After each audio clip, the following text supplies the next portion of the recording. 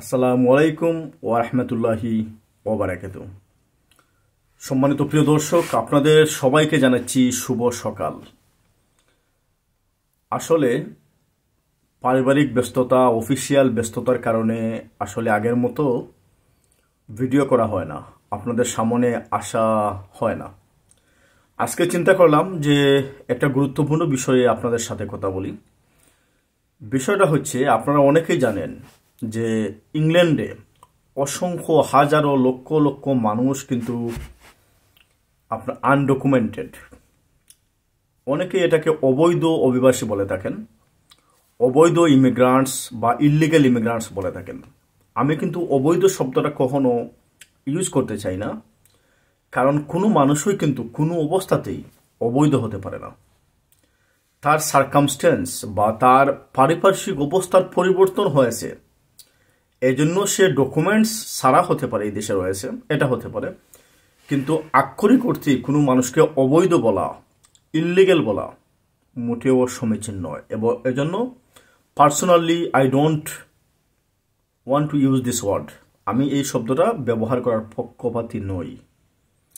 আমি বলতে চাই যে আপনাদের অনেকেরই ধারণা অথবা অনেকে প্রশ্ন করেন যে ইউকেতে বর্তমানে আনডকুমেন্টেড মাইগ্রান্টস যারা রয়েছে তাদের সংখ্যা কেমন। অনেকে মনে করেন যে 15 লক্ষ, অনেকে মনে করেন 20 লক্ষ, অনেকে মনে করেন 7 লক্ষ, 8 লক্ষ। কিন্তু গতকাল একটা রিপোর্ট আমার হাতে এসেছে। এই রিপোর্ট অনুযায়ী আমি দেখতে পেরেছি যে বর্তমানে ইউকেতে আনডকুমেন্টেড মাইগ্রান্টসের সংখ্যা হচ্ছে 10 লক্ষের উপরে। 10 লক্ষ 20 হাজারের মতো আনডকুমেন্টেড মাইগ্রান্টস রয়েছে। এই শব্দটাকে অনেক বাংলা মিডিয়া বা অনেক মিডিয়া অবৈধ অভিবাসী বলে তারা বুঝাচ্ছে যে অবৈধ অভিবাসীদের সংখ্যা হচ্ছে 10 লক্ষের উপরে। আর আমার ভাষা তা হচ্ছে আনডকুমেন্টেড মাইগ্রান্টস অনেকে রয়েছেন যারা দীর্ঘদিন ধরে দেশে বসবাস করছেন, তাদের সংখ্যা হচ্ছে 10 লক্ষের উপরে। এবং আরেকটা বিষয় হচ্ছে যে এখানে 10 লক্ষের মধ্যে প্রায় 5,80,000 মাইগ্রান্টস শুধুমাত্র লন্ডন শহরে রয়েছেন। এই সংখ্যাটা কিন্তু বিগত দিনের চেয়ে অনেক বেশি। গত 2 বছর আগে ছিল আনডকুমেন্টেড মাইগ্রান্টসের সংখ্যা ছিল 7 লক্ষ, বর্তমানে তা বেড়ে কিন্তু হয়ে গেছে 10 লক্ষ। এটা কিন্তু আসলেই অনেক বেশি। এবং লন্ডন শহরেই কিন্তু এই সংখ্যাটা 5,80,000। Can you imagine? আপনি কল্পনা করতে পারেন? অনেক আনডকুমেন্টেড মাইগ্রান্টস বর্তমানে লন্ডন শহরে রয়েছে। কথা এটা না, কথা হচ্ছে যে আপনারা 10 লক্ষের উপরে আনডকুমেন্টেড মাইগ্রান্টস, এই কথা শুনে অনেকেই হয়তো আপনাদের যাদের কাগজ এখনো ঠিক হয় নাই, যারা এখানে সেটেল হন নাই, অনেকে ভয় পেয়ে যেতে পারেন, ভাই তাহলে এত মাইগ্রেন্টসের মধ্যে আমাদের অবস্থা কি হবে। আমি মনে করি ইউকে কিন্তু অনেক বড় একটা দেশ, অনেক বড় একটা দেশ। ইউকে কিন্তু বিশাল বড় একটা দেশ, জানেন? এটা তো সবাই জানেন। Scotland, Northern Ireland, Wales, England, এগুলো মিলেই তো আপনাদের ইউনাইটেড কিংডম হয়েছে।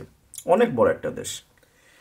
এই দেশের আয়তনের তুলনায়, পারিপার্শ্বিক অবস্থার তুলনায় 10 লক্ষ আনডকুমেন্টেড মাইগ্রেন্টস অথবা অনেকের ভাষায় যাদেরকে অবৈধ অভিবাসী বলা হয়, এই সংখ্যাটা কিন্তু খুব বেশি নয় আমার কাছে মনে হয়। সরকার যদি চায়, ব্রিটিশ সরকার যদি চায় যে এই মানব সম্পদকে কাজে লাগাতে, তাহলে অবশ্যই তারা এই মানব সম্পদকে কাজে লাগাতে পারে তাদের উন্নয়নের জন্য, তাদের ওয়েলফেয়ারের জন্য, দেশের স্বার্থে তারা কাজে লাগাতে পারে। দেখেন, বাংলাদেশ কিন্তু একটা অত্যন্ত ছোট দেশ, তাই না? ইউকের চেয়ে বাংলাদেশ অনেক অনেক ছোট, কিন্তু এই দেশে জনসংখ্যা হচ্ছে কিন্তু 20 কোটির উপরে। আর ইউকের জনসংখ্যা কত? অনেক কম, অনেক অনেক কম ইউকের জনসংখ্যা। 10 লক্ষ যদি আনডকুমেন্টেড মাইগ্রান্টসকে যদি ইউকে সরকার গ্রহণও করে থাকে, ব্রিটিশ সরকার গ্রহণও করে থাকে, আজকেই যদি করে থাকে, তাহলে কোনো সমস্যা ব্রিটিশ ইকোনমির জন্য হওয়ার কথা নয়। আমি মনে করি প্রতিটা মাইগ্রান্ট যারা রয়েছে, প্রতিটা মাইগ্রান্ট এখানে যারা অভিবাসী হয়ে আসছে, এরা এক একটা সম্পদ। প্রতিজনেরই কিন্তু এক একটা পটেনশিয়ালিটি রয়েছে, পটেনশিয়াল রয়েছে প্রতিটা মানুষের। এখানে একটা স্কিল রয়েছে, একটা যোগ্যতা, আলাদা বিশেষ একটা যোগ্যতা রয়েছে এখানে, যারা এখানে চলে এসেছে।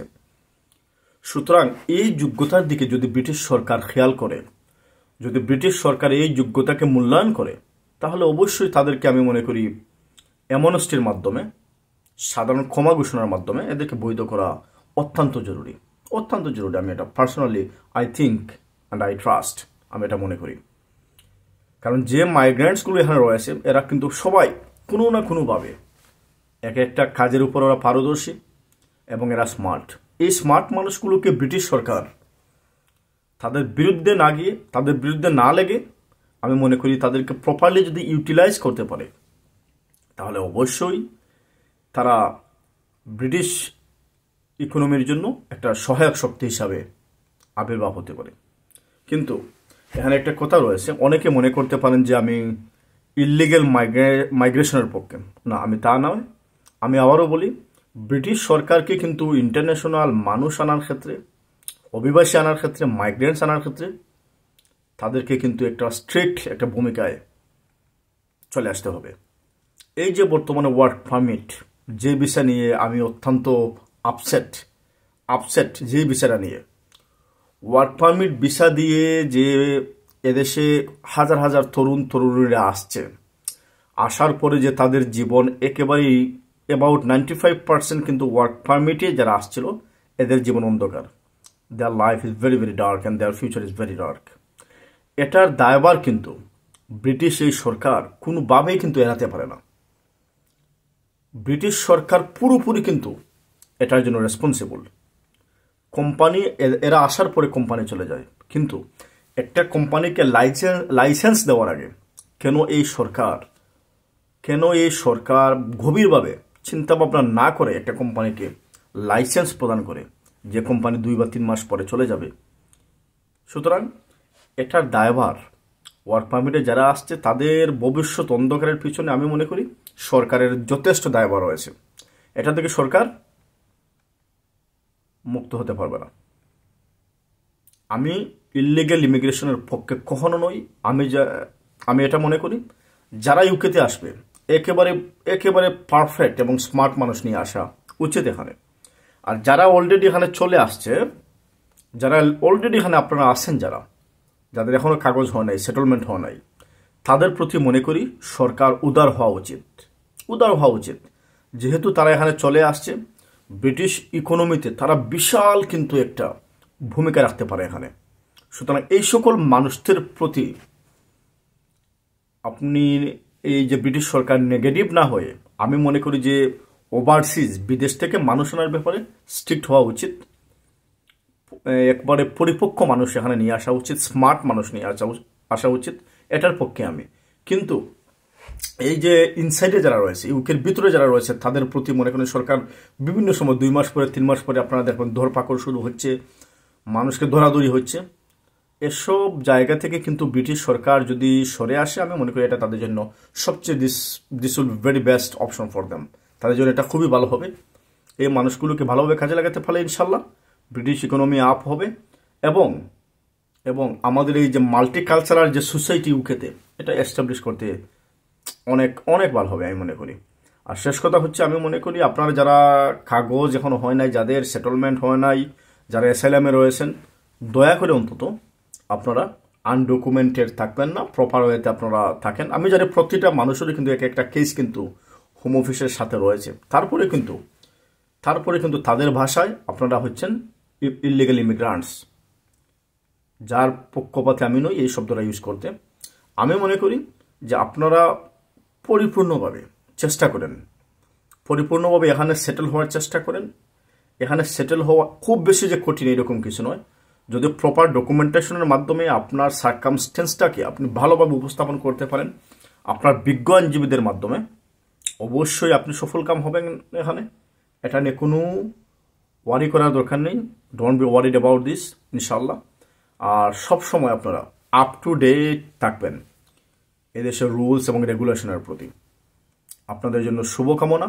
এবং আজকের ভিডিওর শেষ কথা হচ্ছে যে এই দেশে বর্তমানে গতকালের তথ্য অনুযায়ী যেটা আমি পেলাম, অবৈধ, তারা বলে যে অবৈধ অভিবাসী, আর আমি বলি যে আনডকুমেন্টেড মাইগ্রেন্টসের সংখ্যা হচ্ছে এই দেশে 10 লক্ষের উপরে, এবং লন্ডন শহরে রয়েছে 5,80,000। আশা করি এই তথ্য বা ইনফরমেশনটা it will be really helpful for you. এটা আপনাদেরকে সাহায্য করবে আসল বাস্তবতা বুঝতে। আসসালামু আলাইকুম ওয়া রাহমাতুল্লাহি ওয়া বারাকাতুহু।